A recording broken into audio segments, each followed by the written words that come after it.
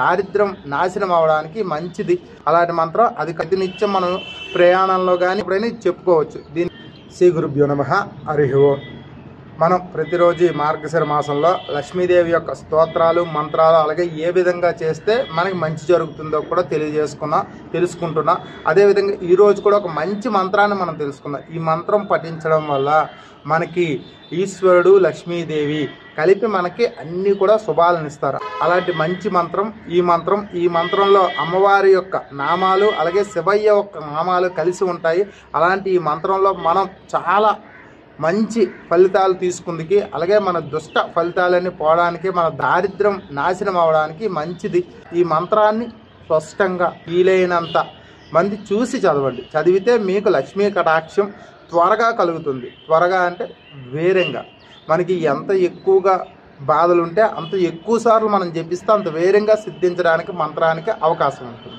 అలాంటి ఈ మంత్రం చూసే చదువుతాను, మీకు స్క్రీన్ మీద ఇస్తాను, మీరు కూడా చూసే చదవండి. ఓం ఐం హ్రీం శ్రీం శ్రీమాత్రే నమః. ఈ మంత్రంతో పాటు ఓం హ్రీం నమః శివాయ అనే మంత్రం ప్రతినిత్యం మనం ప్రయాణంలో కానీ నడుస్తున్నప్పుడు కానీ ఉద్యోగం చేస్తున్నప్పుడు కానీ ఏం చేస్తున్నప్పుడైనా చెప్పుకోవచ్చు. దీనికి ఎటువంటి తప్పులు లేదు. తిరుగుతున్నప్పుడైనా కూడా చెప్పుకోవచ్చు. అలాంటి మంత్రం అది కాకుండా ఇప్పుడు చెప్పబోయేది ఇంకో మంత్రం. తెల్లవారి స్నానం చేసి అమ్మవారి మీ కోవిల అంటే మన ఇంట్లో పూజ గదిలో మనం చేసుకోవచ్చు. ఈశ్వరే కమలా లక్ష్మీ ఛలభూతిర్ హరిప్రియా పద్మా పద్మాలయా సంపద్ రమాశ్రీ పద్మధారిణి.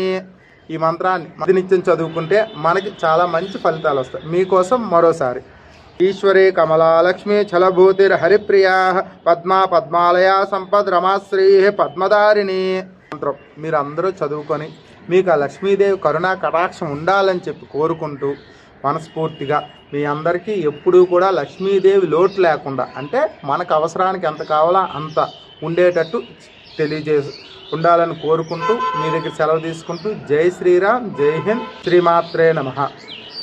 ఈ ముద్రతో అందరూ కూడా పూజ చేయడానికి ప్రయత్నించండి. ఇది గోముద్ర అంటారు. ఈ 3 వేలు, ఈ 2 వేలు పనికిరావు కాబట్టి ఈ 3 వేలతో పూజ చేయడానికి ప్రయత్నించండి. జయం.